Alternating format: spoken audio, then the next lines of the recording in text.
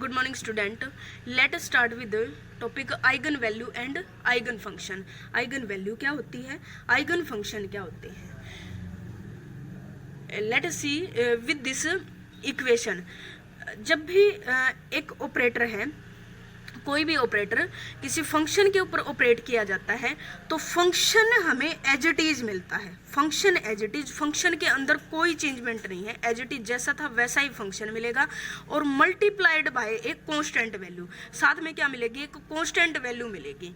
तो ऐसे फंक्शन को क्या बोलोगे आप, आइगन फंक्शन बोलोगे. अगर फंक्शन के अंदर कोई चेंजमेंट नहीं है तो फंक्शन कैसा होगा, आपका आइगन फंक्शन होगा. और आइगन फंक्शन के साथ जो कांस्टेंट वैल्यू मिलेगी उसको क्या बोलोगे आप, आइगन वैल्यू बोलोगे.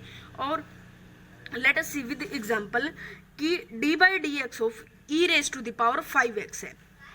तो इसका डिफरेंशिएशन करना है आपको. E raise to the power 5x का है तो e raise to the power 5x as it is और 5x का विद रिस्पेक्ट टू में x है, क्या आ जाएगा, 5 आ जाएगा. तो ये क्या आया, फंक्शन एज इट इज आ गया. E raise to the power 5x क्या था, आपको फंक्शन दिया हुआ था तो 5x एज इट इज और साथ में क्या मिली आपको, एक कांस्टेंट वैल्यू मिली. ये क्या है, कांस्टेंट वैल्यू आपकी आइगन वैल्यू है. तो e raise to the power 5x के अंदर आपकी आइगन वैल्यू क्या है, 5 है. और आइगन फंक्शन क्या आपका, e raise to the power 5x क्या है आपका आइगन फंक्शन है. See another example, d by D x of 100 into में e raise to the power 5x है. तो यहाँ पे क्या है, 100 तो एक क्या है, कांस्टेंट वैल्यू है, 100 एज इट इज रहेगा. और e raise to the power 5x है, इसका डिफरेंशिएशन क्या आ जाएगा, e raise to the power 5x as it is और 5x का क्या आ जाएगा, 5 आ जाएगा. अब क्या करते हैं कुछ बच्चे, इसको मल्टीप्लाई करके लिखते हैं.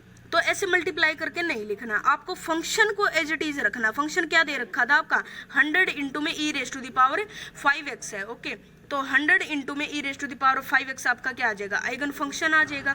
और इसके साथ जो कांस्टेंट वैल्यू मिली वो क्या है आपकी, 5 क्या है, आइगन वैल्यू है. ओके, और जैसे ये एग्जांपल है, 100 बार की तरफ दे रखा है, d by D x e raise to the power 5x है. यहाँ पे फंक्शन क्या है आपका, e raise to the power 5x है. सिमिलर है बट सभी के अंदर क्या है, डिफरेंस है. तो यहाँ पे 100 एज इट इज और e raise to the power 5x का क्या आ जाएगा, e raise to the power 5x और 5x का क्या आ जाएगा, 5 आ जाएगा डिफरेंशिएशन. तो यहाँ पे आइगन वैल्यू क्या आएगी, 500 आएगी. ओके, तो तीनों एग्जाम्पल है, सब में क्या है, आइगन वैल्यू क्या है आपकी.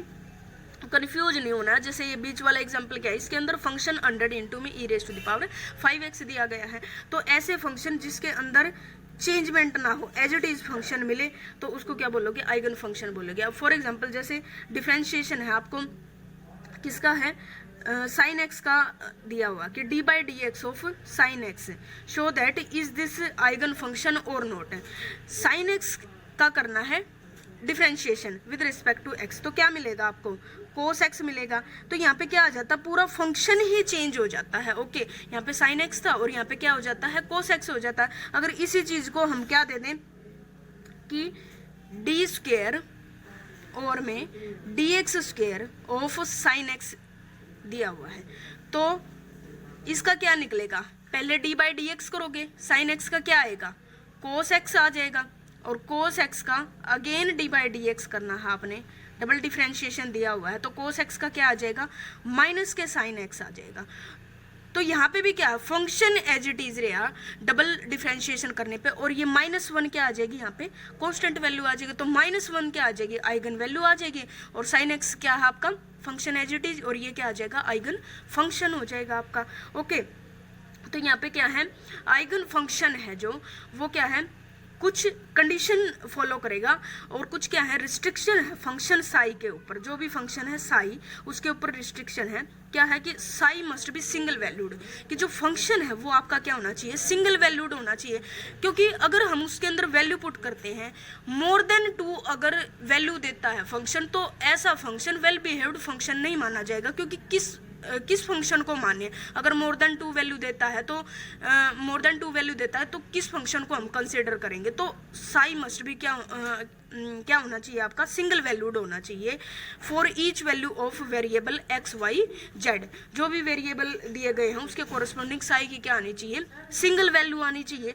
तो there is only 1 value of the wave function. Okay, X Y Z के लिए क्या हो, साई की सिंगल वैल्यू आती हो.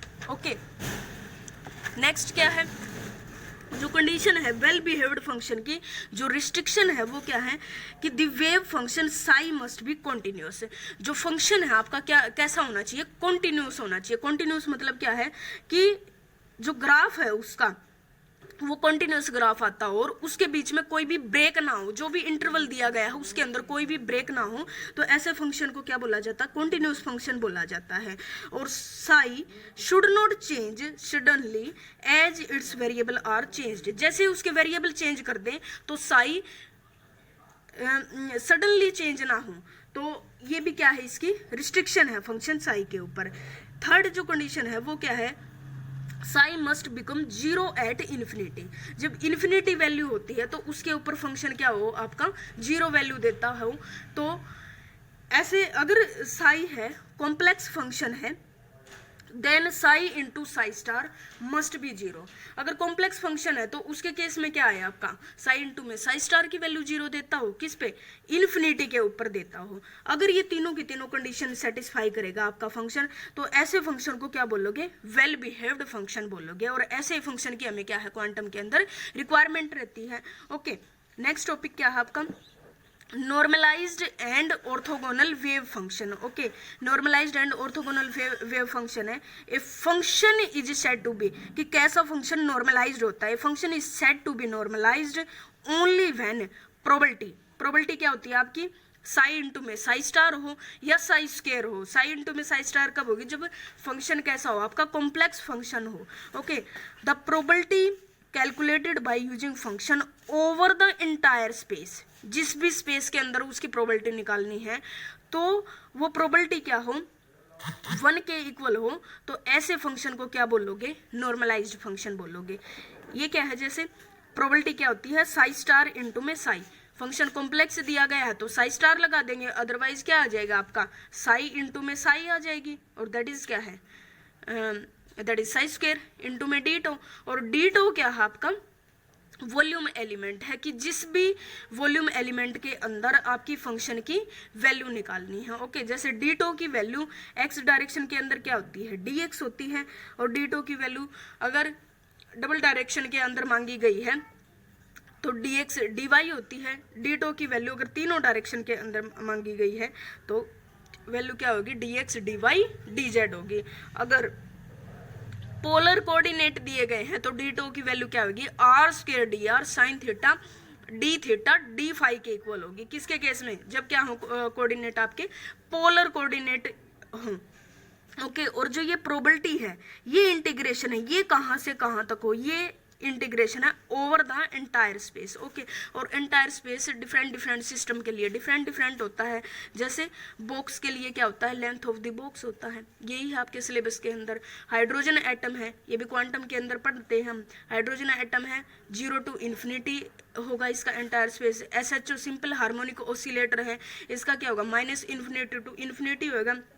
रिजिड रोटर है, ये सारे सिस्टम क्या होते हैं, क्वांटम के अंदर पढ़े जाते हैं। रिजिड रोटर है, इसका जो एंटायर स्पेस होगा इसकी वैल्यू क्या आएगी, 0 टू 2 पाई। मतलब कहाँ से कहाँ तक इंटीग्रेट करना है आपके फंक्शन को, कहाँ से कहाँ तक उसकी प्रोबेबिलिटी निकालनी है। ओके, फंक्शन की, तो ये क्या है आपकी एंटायर स्पेस है।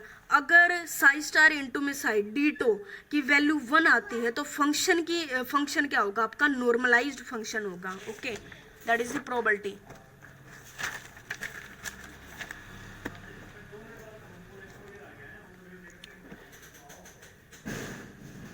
अब जो ये साइन है, this is integration over the whole space. ये इंटीग्रेशन क्या है, होल स्पेस के अंदर है।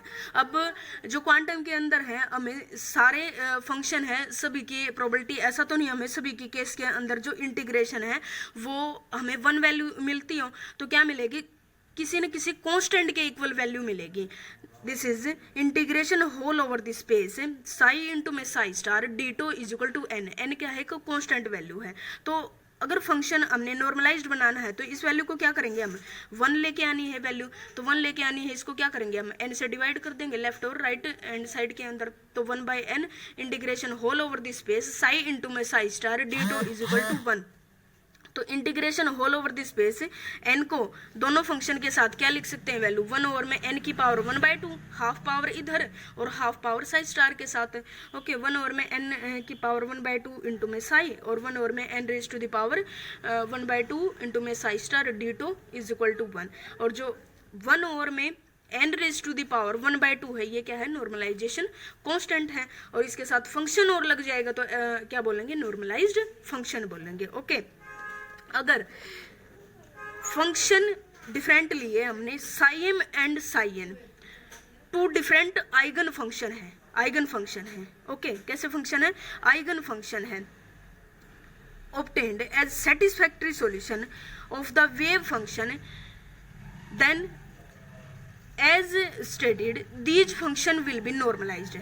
अगर ये फंक्शन नॉर्मलाइज्ड होंगे, कंडीशन कौन कौन सी सेटिस्फाई करते हो। नॉर्मलाइज्ड कब होते हैं फंक्शन कि whole over the space integration psi M into में साई एम स्टार डी2 किसके इक्वल हो 1 के इक्वल हो। और सेकंड कंडीशन क्या है साई एन इंटू में साई एन स्टार डी2 इज इक्वल टू 1 के इक्वल हो। तो ये भी क्या हो जाएगा आपका नॉर्मलाइज्ड फंक्शन हो जाएगा if they satisfy the following condition. Psi M function क्या है आपका आइगन फंक्शन होएगा। अगर क्या आइगन फंक्शन है तो आपकी नॉर्मलाइज्ड फंक्शन होगा कब साई एम इंटू में साई एम स्टार डी2 इज इक्वल टू 1 वैल्यू देता है। ऐसे ये साई एन फंक्शन क्या होगा नॉर्मलाइज्ड फंक्शन होगा जब साई एन इंटू में साई एन स्टार डी2 क्या देता हो आपकी 1 वैल्यू देता हो। इसके बाद अगर साई एम स्टार इंटू में साई एन डी2 integration whole over the space, अगर ये वैल्यू 0 मिलती है तो ऐसे फंक्शन को हम क्या बोलेंगे ऑर्थोगोनल फंक्शन बोलेंगे। ओके या फिर साई एम स्टार है तो साई एम स्टार की जगह क्या ले दें हम साई एन स्टार ले दें, दोनों ही वैल्यू हमको क्या मिलती हो 0 मिलती हो, तो ऐसे फंक्शन को क्या बोलोगे ऑर्थोगोनल फंक्शन बोलेंगे। ओके ऐसे फंक्शन को क्या बोलेंगे ऑर्थोगोनल फंक्शन बोलेंगे। ठीक है अब इसको डिराक डेल्टा की फॉर्म में कैसे रिप्रेजेंट किया गया है del M N is equal to integration psi m star psi n डी2 m is equal to n. अगर ये एम की वैल्यू एन के बराबर होती है मतलब या तो एम एम हो या एन एन हो तो क्या हो जाएगा आपका del M N is equal to 1। यही तो कंडीशन थी डेल एम एन किसके इक्वल आ जाएगा 1 के इक्वल आ जाएगा। तो ऐसे फंक्शन को क्या बोलोगे नॉर्मलाइज्ड फंक्शन बोलोगे। ओके अगर m not equal to n है, m n के बराबर नहीं है, ये केस है m n के बराबर नहीं है और वैल्यू क्या देता हो 0 देता हो, that is del M N is equal to 0 है, तो ऐसे फंक्शन को क्या बोलोगे ऑर्थोगोनल बोलोगे। अगर ये बराबर हैं तो del M N is equal to 1 है, ये तो यही केस हो गया भाई, ये तो यही केस है। ओके अगर ये बराबर नहीं है तो वैल्यू क्या दे रहा है 0 दे रहा है, तो इस केस में क्या है ऑर्थोगोनल फंक्शन है। और ऐसा फंक्शन जो दोनों ही कंडीशन सेटिस्फाई करता हो, मतलब नॉर्मलाइज्ड की कंडीशन भी सेटिस्फाई करता हो और ऑर्थोगोनल भी सेटिस्फाई करता हो, तो ऐसे फंक्शन को क्या बोलोगे ऑर्थो नॉर्मल फंक्शन बोलोगे। क्या बोलोगे ऑर्थो नॉर्मल फंक्शन बोलोगे। Okay thanks for cooperation.